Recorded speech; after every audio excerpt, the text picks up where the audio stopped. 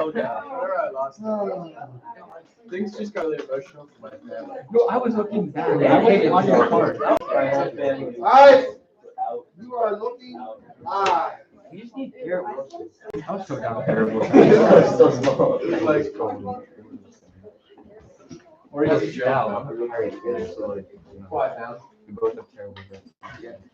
I'm getting season tickets to it. I'm gonna move the ball. He said quiet down. I'm just gonna sit. How about those Buckeyes? I almost died. Next thing you know, I never have actually dreaded. Buckeyes did what? They didn't. I actually dreaded that. Just beat Penn State, who beat the almighty SEC Auburn team, and now was good enough. Penn State lost 2 games in a row. I like dreaded that whole game. I couldn't watch it. It was terrible. And then I went home. And it was like 2 a.m. You're kind of making yourself look like You look so wide. I am feeling They got a coach that I'm wins an Orioles fan. every year. Just And every time this year starts You're- like losing, they want to get rid of the coach. I'm from Boston. That's funny. You're the funniest around. Like we make it. I'm a Cleveland Guardians. Oh, and then you get fathered by the Browns in the playoffs. No, it's like. All right. We're both in the Wild. I think that. Cindy would love to talk about these football games some more, but We have to talk about democracy, don't she we? knows we gotta get back into what's going on in U.S. history 170 years ago. Why? Hold up. We're still talking. Eric. Eric knows the answer. Why do we have to be concerned with what went on in the U.S. 120 years ago? How does that affect us today? Go ahead, Derek. So we don't repeat. Those who do not remember the past are condemned, destined to repeat it, right? Yes. So we need to learn from mistakes made in the past as much as we can, right? And if we see similarities to what was happening in the Gilded Age or in what we call now the Progressive Era, and we see the things that they did well, then hey, part of learning about history is not just not repeating the mistakes of the past, but learning from, hey, this is what they did that ended up being a good thing, so we can do those things too. Now, I don't know how far we got last time, but I think we got through this whole slide, right? Yes. Some of you might have been surprised by the fact that they didn't have secret ballots. Right here, let's say it's a test question. What three processes were used in the Progressive Era to further democratization? And you would have to know initiative, referendum, recall. This is totally done by the voter, the citizen, not legislature. The people have an idea. They take that idea to the street. They get enough petitions signed. Then they take it to the legislature, who puts it on the ballot. Does that make sense? The legislature does not even vote on it. The people vote on it. That's totally initiated by the people. This one, the people also get very heavily involved, and they get petitions signed, but then it gets proposed for legislation by the legislation. Does that make sense? And finally, recall, if there's a person that got elected, but the people are like, you know what, we really made a mistake here. This person's not doing very well. They can recall him. But then that person can still win. We just found that out last month in California. Did we get this far? That's where we ended up? With this idea that, hey, how can we reform this corruption that we have in business and in government? Remember, that's what's happening here. The Progressive Era is an offshoot of what was happening in the Gilded Age, and even before that, we go back to what we talk about, like President Grant. Oh, the corruption going on. How are we going to fix that? Then we get into the tycoons, the robber barons. How are we going to fix that? So the progressives were people that were coming up with ideas. This is a way that we can do it better. And what happens is you get a bunch of people that think, whether you think it's right or wrong, something you all have to think about because we're constantly battling this. How much government should intervene. Because last week we had a discussion and it didn't seem like anybody in here was against the government intervening and saying 12-year-olds should work 6 days a week, 12 hours a day. So what should be the limit of government intervention? Some people, when we were talking about Rockefeller and Carnegie, you guys were like totally cool with, hey, they can make all the money they want in any manner they want. It's a free country. Some people are okay with that. Should the government intervene at all? Andy, what do you think? Is America land of the free? Does that mean that the government should not intervene in business at all? Wondering how far? I know that's a very open question. Well, it's a rhetorical question on my part. How far should the government go?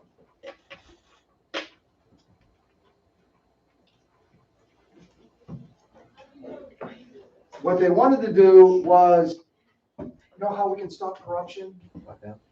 We can stop Seth from getting elected and having David be his assistant just because he likes David. He's like, oh yeah, I'm going to have you do this job. You're going to run the city water department. What's David's qualifications? He doesn't really have any. But he's a friend of Seth's. So he gets the job. Is that good? So the alternative to that was, we need to come up with people that are with higher education. We're going to focus more on how they've been trained in business and in government policy, and we're going to make them the administrators of our cities and states and national government. Because that way the government will be run more professionally and, in their minds, more efficiently. Is this all making sense? So we're going to get, instead of having a mayor, hey, McKenna's the most popular one in town, so she gets elected mayor. How's her skills as far as like actually running a city? Well, it doesn't matter. She'll just hire people under her to do the job. She's like the symbol of the city. Well, no. Maybe we should hire someone that's qualified business-wise. They can manage the city. So what do we have 100 years later? We have what some people would say, instead of a democracy, we have a bureaucracy. You ever heard that term before? I may have heard the term bureaucracy before. Have you broken down in your mind what it really means? When you think of bureaucracy, you probably think of, oh, it's like all the government stuff, right? Well, yeah, it is. It's a department or a bureau. Some people call it the Department of Motor Vehicles. You know what that is, those of you that get your license? Some states call it the Bureau of Motor Vehicles, right? What's Ohio call it? The DMV or the BMV? BMV, right? We call it the Bureau of Motor Vehicles. Some states call it the Department of Motor Vehicles. Same thing, right? They control all of the licensing of all the drivers in the state of Ohio. They are professional administrators. Going back to, they passed a test based on, what was that one law that was passed? What did we create? Not the military service, but the civil service. The Civil Service Commission was set up so that people would have to take tests to show that they are competent and how to run the government. Well, now we have a government made up of a bunch of people that have been tested. They have been tested to know what they're doing, so they're running the government. When we elect a senator or a congressman, they go into office, the government's already running like it's going to run, because there's all of these administrators, all of these what we call bureaucrats doing all the work of government. What does the representative or senator actually do? Another rhetorical question. What do they actually do? Right? They've got people working under them. Some of them they hire in to be their assistants, do some research. But as far as the operation of government, it's all done by these bureaucrats. These people that are professional administrators. And there's thousands upon hundreds of thousands of them throughout the country. How many have heard this term before? Drain the swamp, raise your hand. Come on, at least half of you, more than half. It was a big thing when Trump went into office, drain the swamp. What does that mean? The meaning behind that was there's these quote unquote swamp creatures that are working in Washington, right? And they're corrupt and we got to get rid of them and they're ruining the country, right? Well, it didn't happen. You know why? Because they're so entrenched. Our government is run by these bureaucrats. And even someone like Trump, who went in there supposedly that we're going to change everything, found out that, wow, not so easy to change. That makes sense? Bureaucracy. We're going to fill them with capable leaders. And then this, of course, was a big thing. Which of those tycoons that we talked about, those robber barons, was the one that we said was most responsible for making this idea of trust? No, Morgan became a financier of all the businesses, but this other guy is the one that said, you know what? I'm going to build not just my business, I'm going to take over all these other businesses and put them all under one umbrella. Case? Carnegie? No. Rockefeller. Rockefeller built up Standard Oil of Ohio, and then he went around buying all these other refineries and put them under the umbrella of Standard Oil of Ohio. But they're called like subsidiaries. He owned all these other companies. But legally, they were all part of his one company. Is that good or bad? Anybody? Good or bad? Or neither? What do you think, Caleb? What Rockefeller did, good, bad, or neither? Smart? Is it good for society because he was so smart that he built up such an incredible empire of the oil industry? Good or bad? Or neither? Probably bad? Why? For everybody else. Everybody else? Were there other people getting wealthy because they were working with Rockefeller? Yeah. So who would have been bad for? The companies that are being thrown out. Necessarily bad for them? Uh, When you say he buys them out, does he give them fair market price for the company? Or maybe sometimes he didn't. Did we mention the McDonald's story? I think we did, right? How that all went down. The brothers that started the McDonald's Corporation got paid by Ray Kroc, the guy that ends up being the one that takes McDonald's all around the country.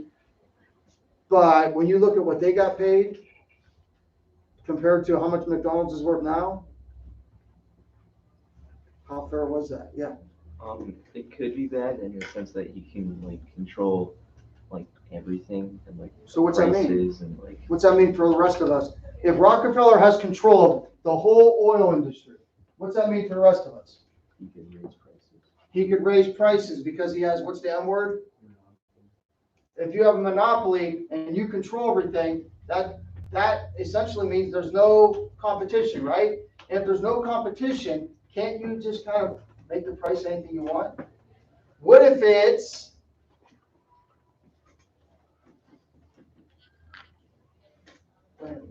what if it's one of these? I'll put these all up there so you guys get the notes down. Otherwise, we won't get done. So while you're writing, I'll keep talking. What if it's one of these? What if it's something that we all have to have? We all need to have water in our house. We need to have a sewer system that gets rid of the waste, right? We need to have electricity brought to our homes. We need to have, if you don't have all electric, you need to have natural gas to heat your house. Is it okay if these are monopolized? Is it okay if one company provides the electricity to the whole community? What do you think, guys? Wouldn't that be efficient?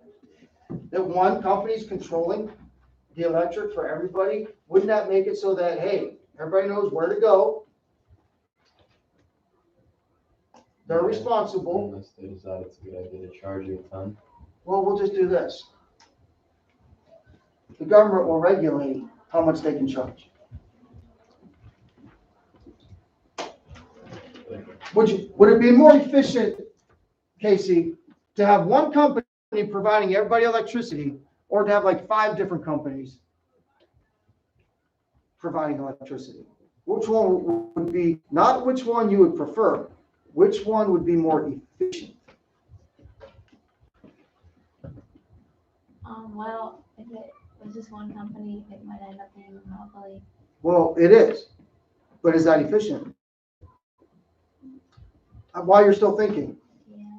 is it more efficient to have a monarchy or a democracy? Which one's more messy? Yeah, right? Why is most of history dominated by kings and dictators? Hello? It's more efficient. There's no argument. When I was growing up, unlike this generation, I'm not picking on you or saying either one's right or wrong. When I was growing up, there was no argument in my home. I grew up in a very authoritarian home. And there was a reason for that, because my dad thought that was the most efficient way to do it. Guess what? Because he said so. That was it. There was no like questioning. There was no why. Like you don't even ask the question why. He was the authority, and the home was going to be run efficiently because he said so. Right? There was no family debates and arguments because that was it. He said so. So in a government sense, history is full of dictators and democrats and kings and queens because that's more efficient. The king said so. So everybody does what the king says, and everything gets run efficiently because you're beholden to that one leader. So now put that same mindset into companies providing things, not just security for the nation like the king would, but for something so essential like electricity. Isn't it good? Most Americans throughout the years, the last 100 years, have thought, you know what, it's not a bad thing if there's one company. We've allowed, in a lot of cases, for people that deliver these things to be monopolized. But only if there's government regulation. Yeah. The government didn't regulate, and they just let them jack up the prices, and then eventually don't you think there would be a company that would do it cheaper because they know that people, right, invest? But like in Rockefeller's case, he got so powerful that other companies couldn't do it. They couldn't compete because he had this, again, talk about efficiency. He had this Standard Oil so efficiently set up that there was no one that could compete with how he can get the oil to you. They just couldn't do it. Does that make sense? The system he had in place was so efficient they could not compete. You could say, oh, his prices are too high, I'm going to get into the business and compete with him. Forget about it. He's already got, remember we said what kind of integration was it? Horizontal. He's got that whole sector of the industry totally dominated. He's got the oil going from the refinery to the home dominated. No one's going to do it better. All the resources he put into that, you could say, oh, I can do it better. No. And then when you start to try, if he sees that you're having any success, he's just going to buy you out.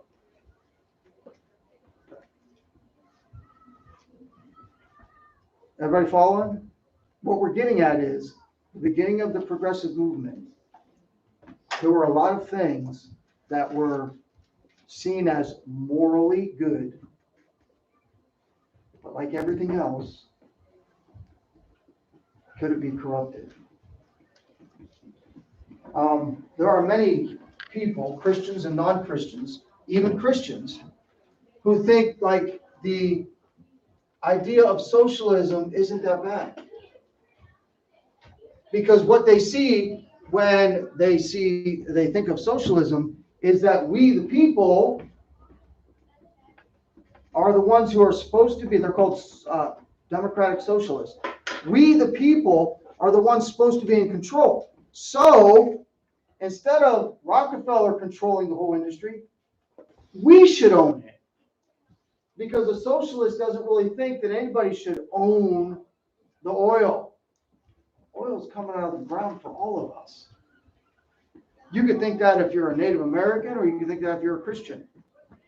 So we have some Christians that think that, hey, socialism is not bad because the moral point to it is that we will make sure that everybody's provided for. But what happens if we, the people, the government, becomes the monopoly?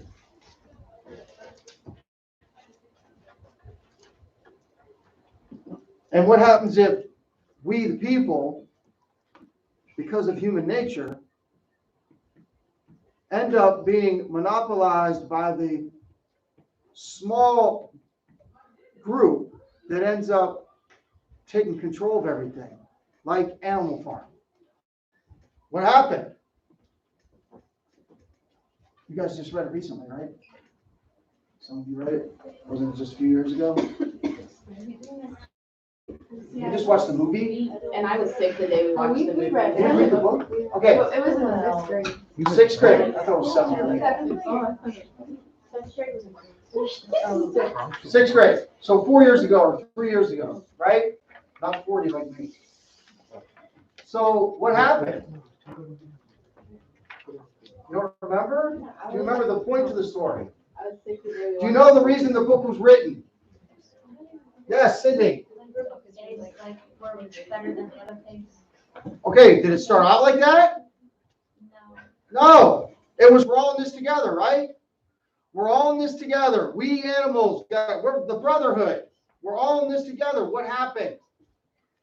That eventually it went from all pigs are equal to all pigs are equal, but some pigs are more equal than others. What's the point to the story?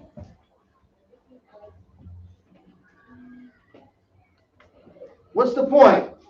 What's the point to why is America still, amazingly, after all of this time and many attempts to try to bring socialism into our economy, into our culture, socialism, why are we still hanging on, not getting beat down by that? Why do we still resist it generally?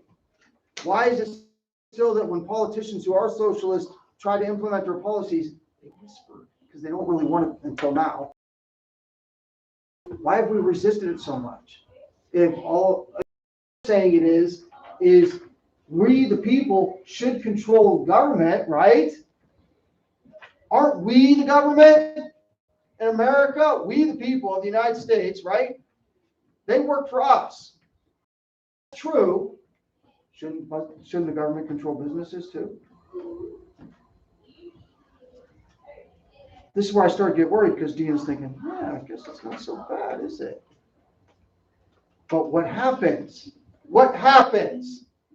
Just like an Animal Farm, what is going to happen? Everything gets corrupted because people are basically not good. And power corrupts and absolute power corrupts. And that's the way of human nature. They might have all these ideals like this. What an ideal world this would be. According to Karl Marx, the world's going to reach this utopian state.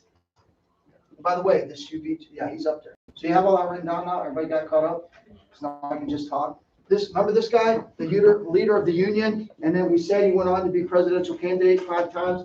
He's going to keep being a presidential candidate until 1920, and every time he doesn't get a whole lot of vote. He gets less than 10%, but he gets like more than 5%, which tells you that Americans don't really favor socialism, but there's always, every generation, there's a small group of people that think that's the way to do it. And over again, history tells us how it fails. And not only does it fail, when it actually does get implemented in countries, history tells us how many people die as a result of it.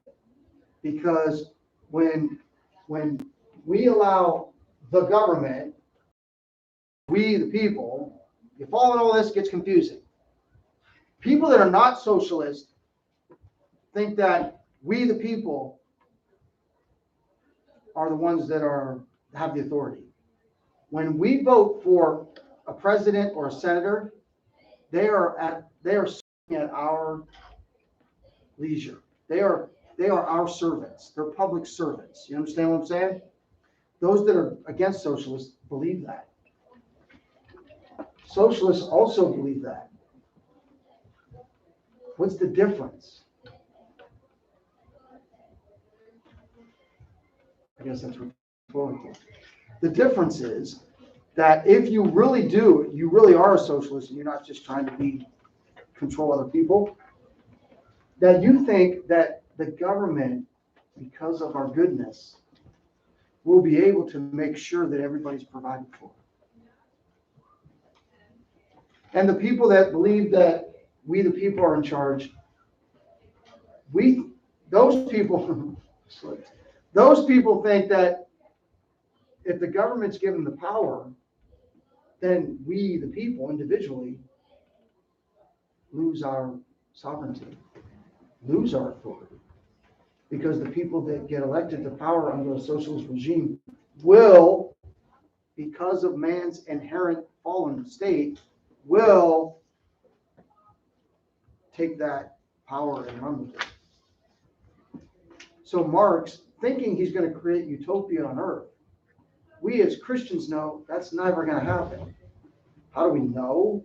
God's word tells us. Now you factor into that.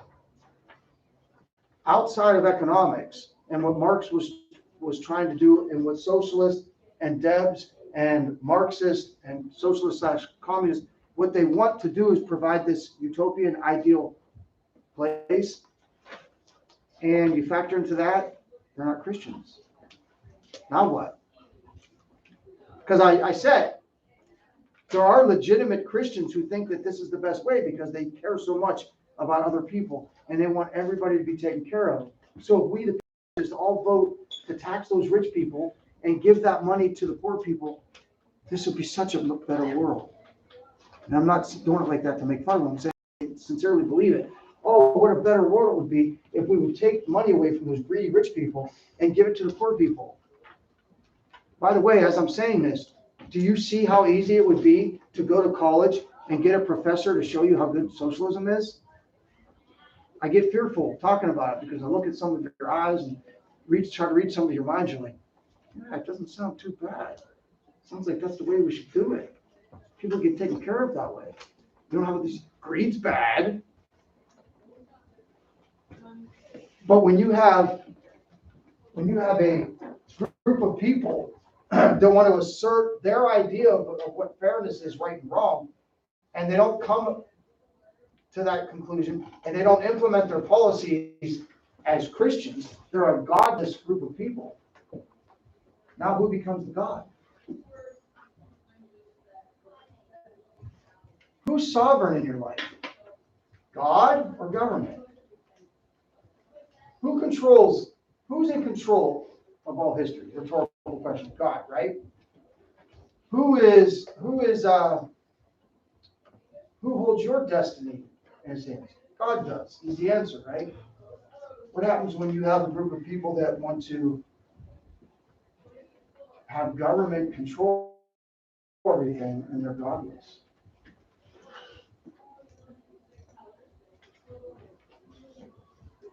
Anyway, with that background, that framework in mind, we talked last week, and just about everybody in here said 12-year-olds working 6 hours a day is wrong. So some intervention's good. How much? How much should the government regulate, tell businesses what they can or can't do for the good of everyone? How much is good? Should the government have all the power? Should the government have very limited power? In America, land of the free, should a business be more free or less free to conduct their business as they see fit? Or should they be beholden to the government and run it as the government sees fit? Should your very health care your very life, the blood that's coursing through your veins right now, who should be in control of that? You or the government? See how you can go from no government, would that be good? I don't know, because corporations will probably just work those 12-year-olds to death if they could. Or the other extreme, the government controls like their whole life. Shouldn't it be like somewhere in between, Dina? But that's the battle. And hopefully everyone's trying to find balance. But the problem is, in America today, we've got extremes on both sides pulling at each other so that there doesn't seem to be any compromise in the middle. Does that make sense? So then what happens? What happens is, if your political leaning is, historically, this whole idea of socialism and communism is a failure. It always ends up people being killed and or starving to death because the government ruins it. They never do anything as well as they think they're going to do. So I'm against it. So now, since I'm against it, and there's people on the other side really pulling hard because they're so for it, I'm going to resist everything they say. You see what I'm saying? And then on the other side, they're all for this. And since the people are against it, there's people on that side saying, oh, the government. So if I'm an anti-socialist, if I'm considered on the right, a conservative in America, I don't want to give them an inch because I know what's coming. If you give the other side an inch, what happens is my study of history says, if socialism or communism ever takes hold in America, there's going to be a lot of death and destruction. Because the government, even if they intend to run everything better and more efficiently, they don't. It's just how it is. And the other side's like, oh no, we don't want to give them any liberty because then the rich will just keep getting richer, and the poor will just keep getting poorer. So what's the answer, Kenzie? What's the answer? I don't really expect you to come up with one. If I had it, I'd give it to you. Other than this, who's always the answer? Christ, right? The answer is actually Christ. Is it not, Caleb? It is. Do you think we would be able to find, honestly, another rhetorical question, do you think we would be able to find the balance we're looking for if everybody was coming to the table with Christ in mind as being sovereign over all? You see what I'm saying?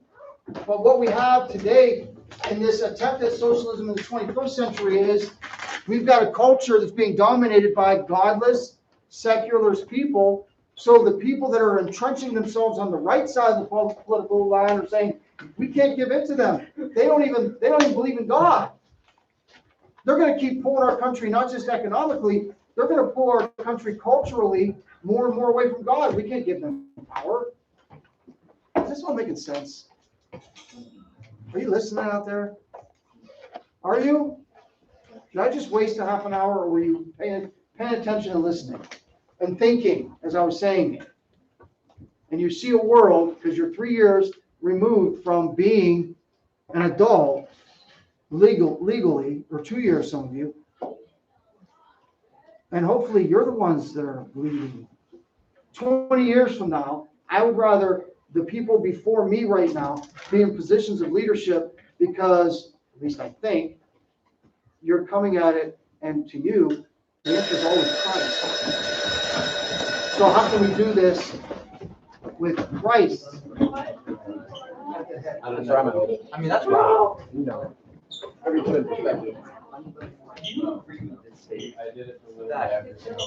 thinking this when like all the election stuff was happening.